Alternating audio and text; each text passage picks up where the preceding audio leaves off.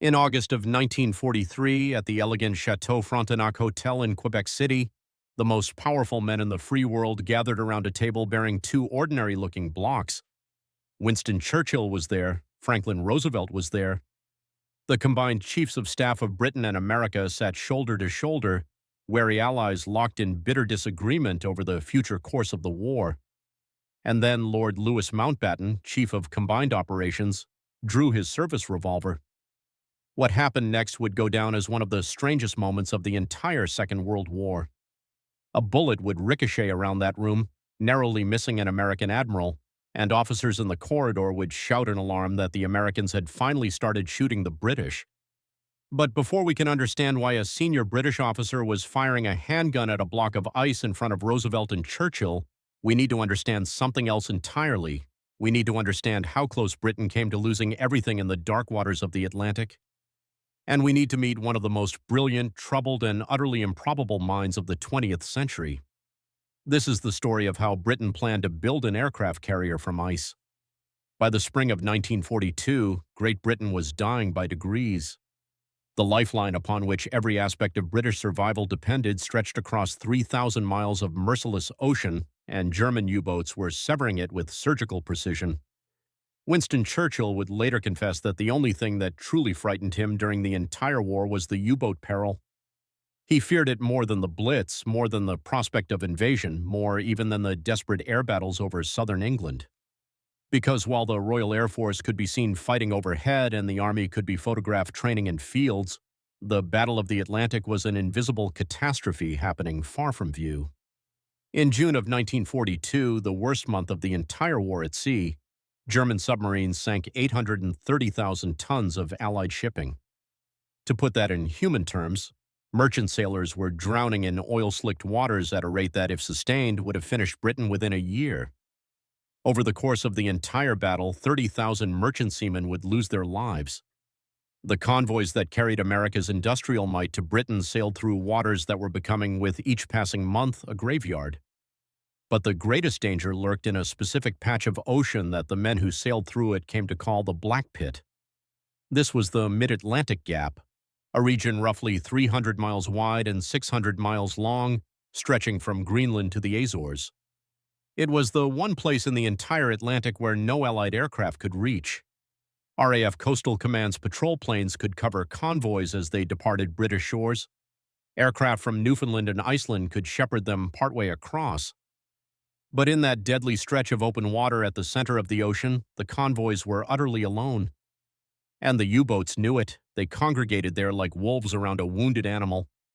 They surfaced freely, recharged their batteries in daylight, coordinated their wolfpack attacks by radio.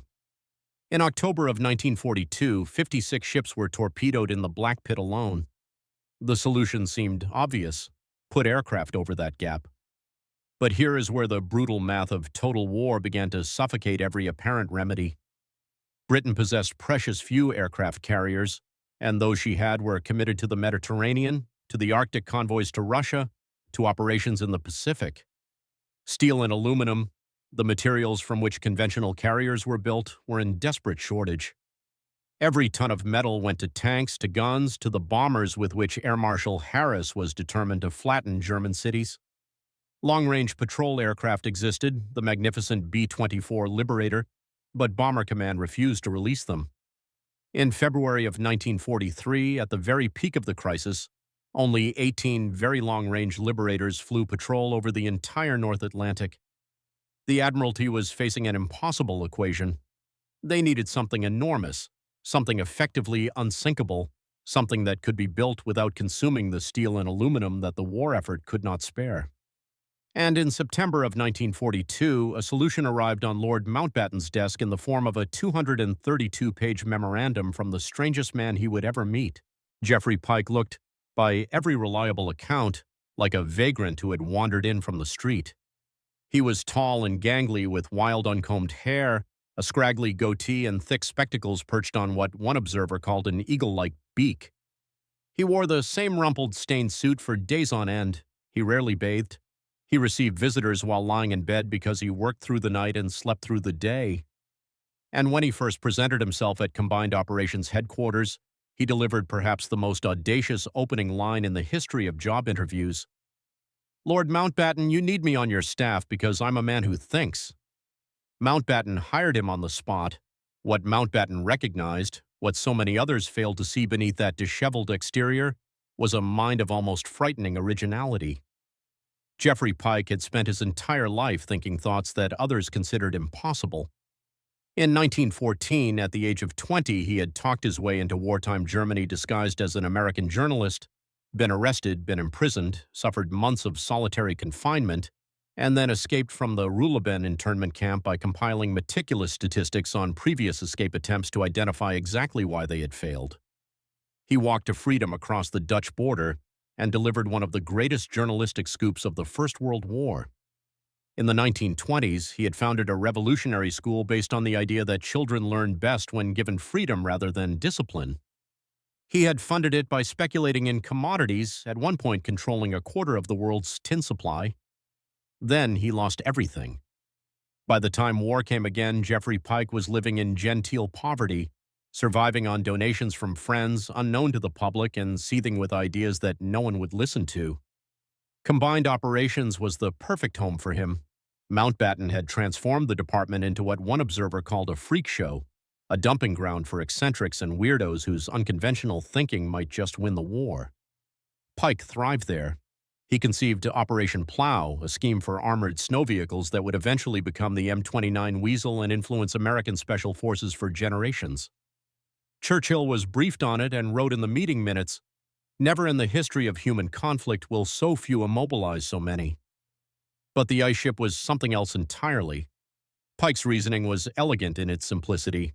Ice was essentially free. It could be manufactured using less than 1% of the energy required to produce an equivalent mass of steel. Icebergs were notoriously difficult to destroy. After the Titanic disaster, the International Ice Patrol had tried to sink icebergs using bombs and torpedoes and discovered that they did nothing. An ice ship of sufficient size would be, for all practical purposes, unsinkable. Damage could be repaired simply by freezing more ice in place. It would never burn, it would never sink, and it could be built without consuming the steel that Britain could not spare. There was just one problem. Pure ice is brittle, unpredictable, unreliable. A ship built from ordinary ice would crack apart the first time it encountered Atlantic swells. What Pike needed was ice that behaved like something else entirely. The answer came from an unexpected source. Hermann Mark had been a professor of physical chemistry in Vienna until the Nazi annexation forced him to flee. He found refuge at the Polytechnic Institute of Brooklyn, where he applied his expertise in plastics to an unusual question. Many plastics, Mark knew, were brittle when pure but could be dramatically strengthened by embedding fibers in them, just as concrete could be reinforced with steel. What if you did the same thing to ice?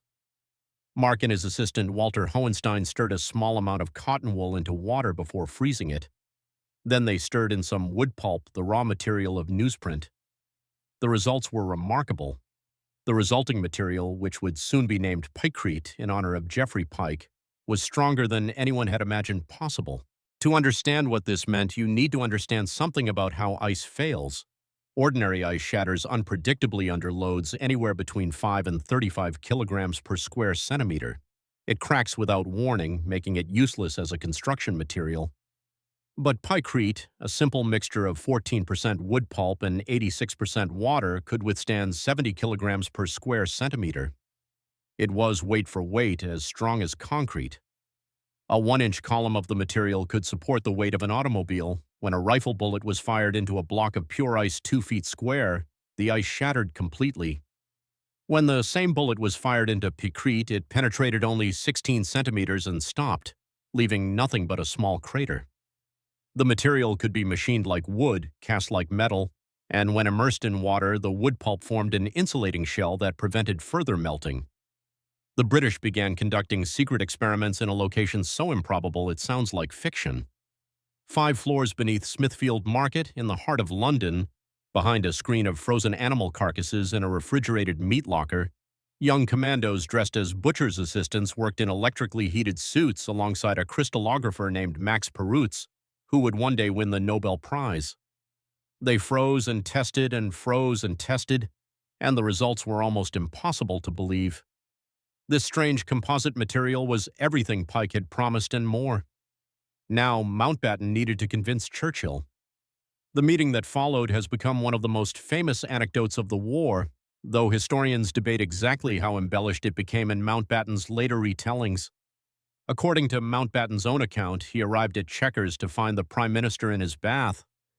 "I said, 'Good, that's exactly where I want him to be,'" Mountbatten recalled. "I nipped up the stairs and called out to him, 'I have a block of a new material which I would like to put in your bath.'" Picture this scene.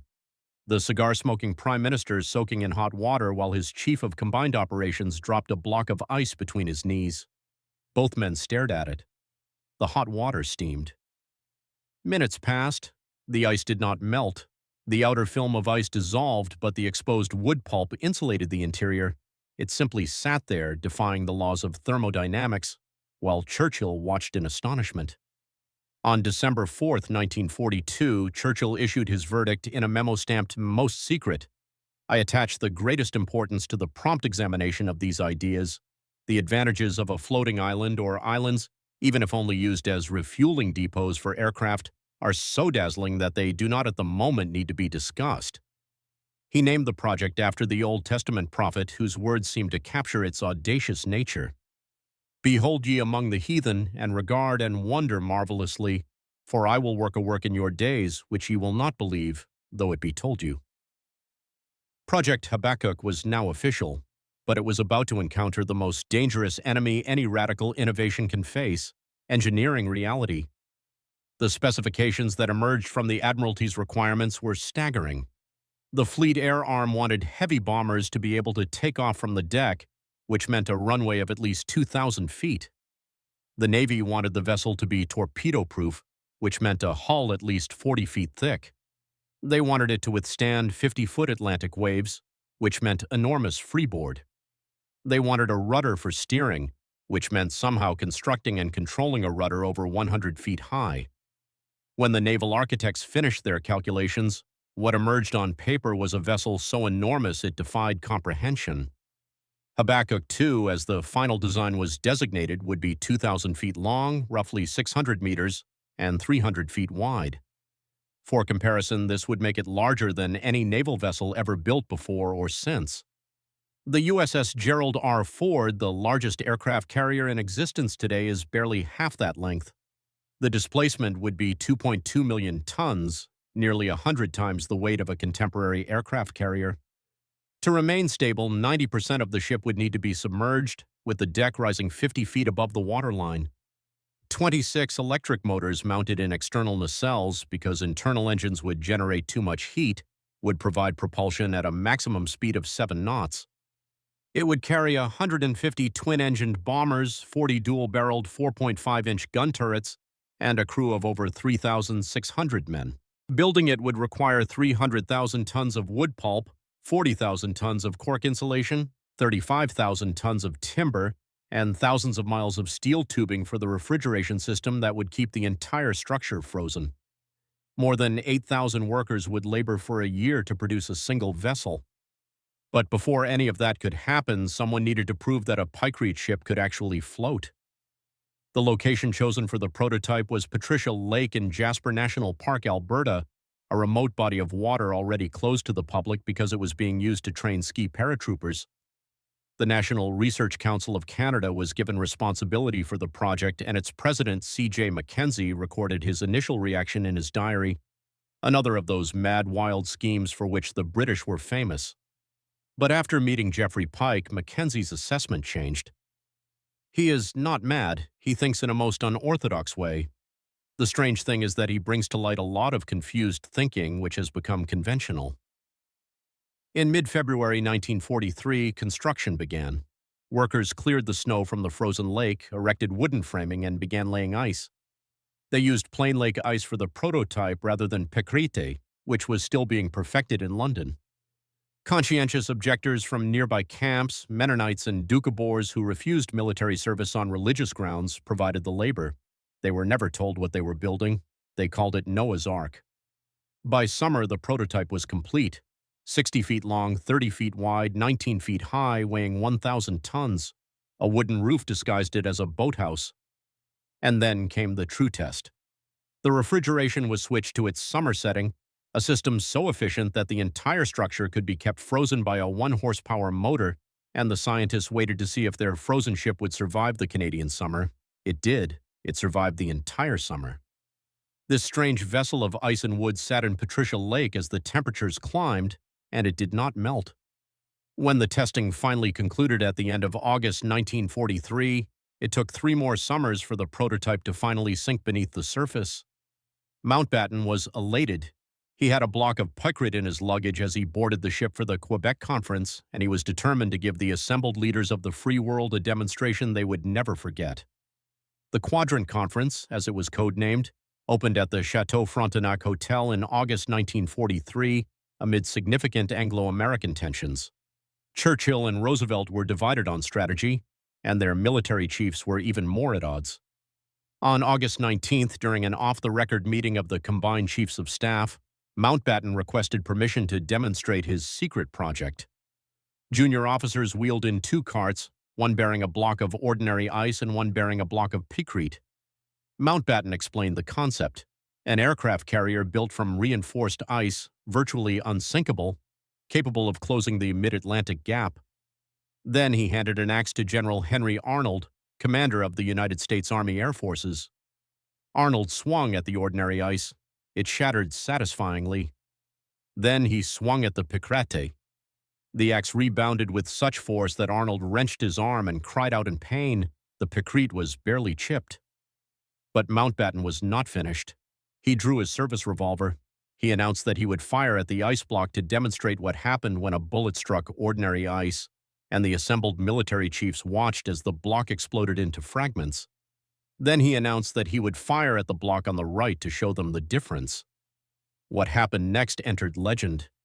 The bullet struck the picrete and ricocheted directly back into the room. According to Field Marshal Sir Alan Brooke's diary, it buzzed round our legs like an angry bee.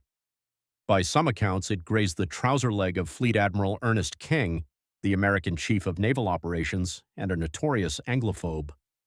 Officers in the corridor, hearing 2 gunshots from the room where the British and American military leadership had been locked in bitter argument, shouted in alarm. One cried out, "My God, the Americans are shooting the British!" Another exclaimed, "First they argue, then they begin hitting each other. Now they've started shooting." When guards burst through the door, they found Mountbatten standing with a pistol in his hand, the American and British chiefs of staff surrounded by shattered ice and the faint smell of cordite, and several officers laughing despite themselves. The demonstration had been rather more dramatic than intended, but the point had been made. Picrete worked. There was just one problem. By August of 1943, the world had changed. The tide had turned in the Atlantic. In May, a month that German submariners came to call Black May, 41 U-boats had been destroyed. It was 3 times the losses of the previous worst month. Admiral Dönitz, commanding the U-boat fleet, had been forced to withdraw his submarines from the mid-North Atlantic entirely. On May 24th, he admitted privately what he could never say publicly: we had lost the Battle of the Atlantic. What had changed? The very thing that Habakkuk was designed to provide: air cover over the Black Pit. But the air cover had come not from a 2-million-ton ice ship that existed only on paper and in a frozen lake in Alberta, but from a few dozen long-range patrol aircraft finally released to Coastal Command. Portugal had granted Britain access to airfields in the Azores, enabling patrol planes to cover the gap from the east. New long-range fuel tanks extended the range of existing aircraft. Escort carriers, small and cheap and quick to build, were rolling off American shipyards in increasing numbers. And centimetric radar, a British invention that the Germans could neither detect nor jam, was allowing aircraft to locate surface submarines with devastating precision. The combined chiefs at Quebec studied the Habakkuk proposal carefully. Their conclusion was damning. Construction was only feasible by extraordinary effort and the stoppage of work on other essential projects. The resources required were simply too vast. The engineering challenges, particularly the unsolved problem of the 100-foot rudder, remained intractable, and the strategic justification had evaporated. One final irony sealed the project's fate. The United States Navy performed its own analysis and discovered something that no one had adequately considered.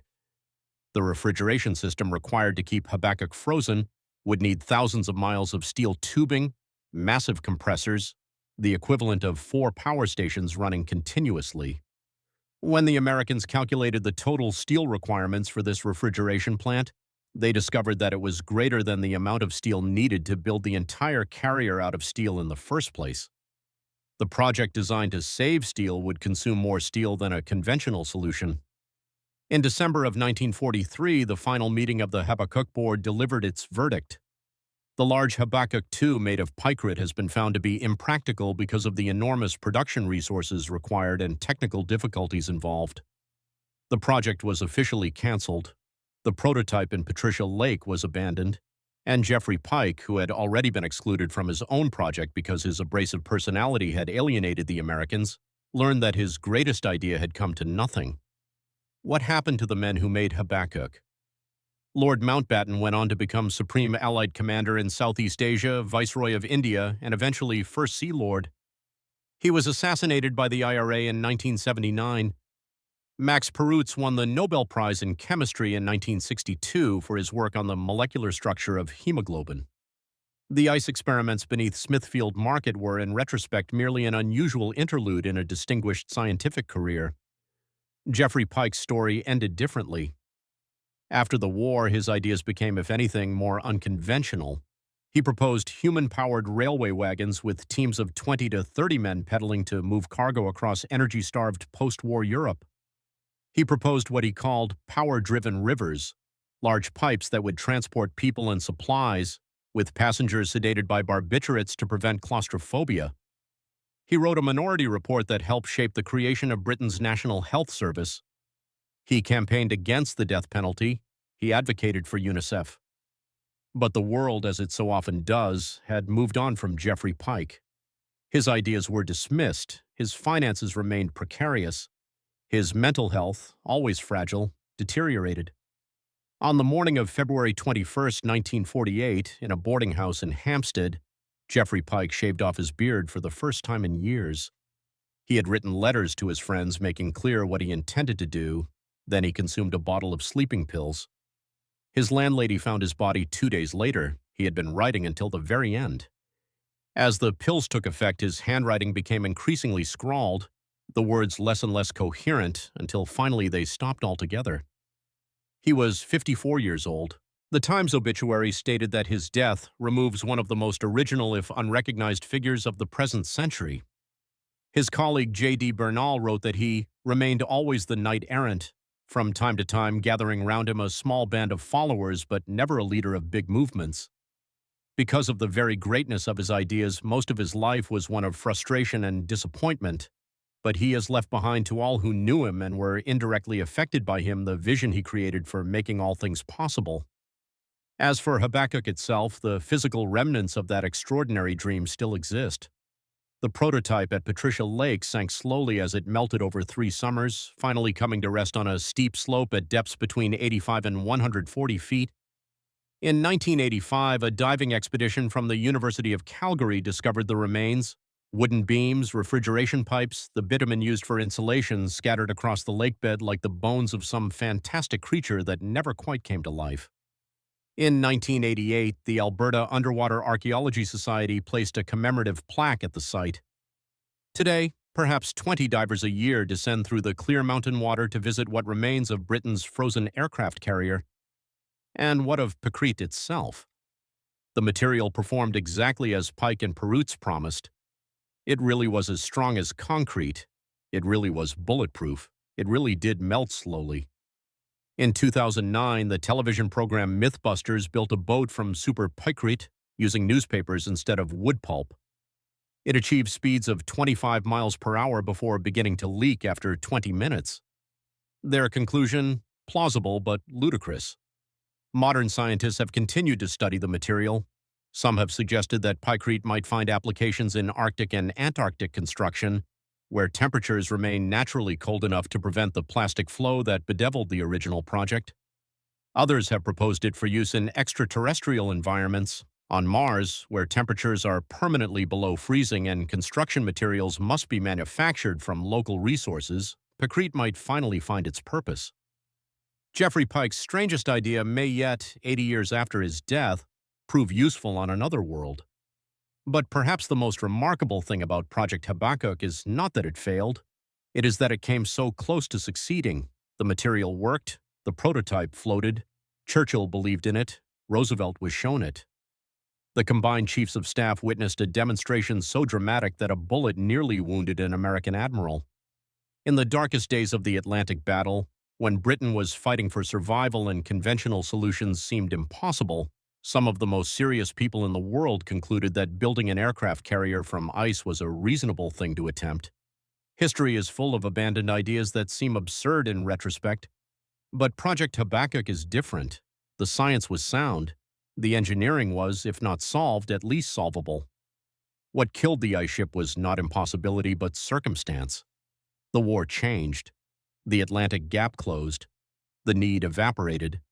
And so a 2,000-foot vessel of frozen wood pulp, a floating island that would have been larger than any ship ever built, remained forever on paper, forever in a frozen lake in Alberta, forever in the imagination of a brilliant, tortured man who saw solutions where others saw only problems. At the bottom of Patricia Lake, the remains of that dream still lie in the darkness, slowly decomposing, visited occasionally by divers who descend through the cold water to touch something that almost changed the world. The wooden beams are rotting now, the refrigeration pipes are corroding. In another generation or two, there will be nothing left but silt and memory. But somewhere in those depths, preserved by the cold that Jeffrey Pike understood so well, there is still a faint echo of what might have been. An aircraft carrier made of ice, sailing the mid-Atlantic, bristling with Spitfires and mosquitoes, closing the gap that cost so many lives, proving that the impossible was merely another word for the not yet attempted. It was mad, it was impractical, it was one of the strangest ideas in the history of warfare, and for one brief moment in the summer of 1943, it very nearly happened. The prophet Habakkuk wrote that God would work a work in his days that no one would believe, even if they were told. Jeffrey Pike believed it too. He spent his whole life believing that the unbelievable was merely the undiscovered. In the end, the world was not ready for his ice ship. But the ship, preserved in fragments at the bottom of a Canadian lake and in the archives of the Admiralty, still waits there in the cold, a monument to the power of human imagination in desperate times, and to the strange, brilliant, tragic man who believed that you could build an aircraft carrier from ice.